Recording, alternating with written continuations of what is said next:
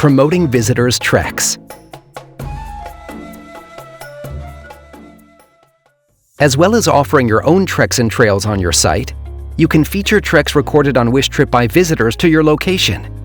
This is a great opportunity to take advantage of user-generated content which can give other visitors more ideas of what to do and how to experience your destination. Start in the Promote Treks screen by searching for treks in the search bar. You can search by keyword to find any treks recorded within your polygon. You can also search for a specific trek ID number if you have it. Clicking on the icon in the top right corner will open the trek in a new window, so you can view it. If you like it and decide to include it, go back to the search screen and click on the plus symbol to add it. If you change your mind, just click on the X to remove it. Move the slider to add a top pick badge to this trek. This will show other visitors that this trek has your endorsement and show the person who created the trek that you like what they did. Once you've added all the treks you wish to, click Next to move on.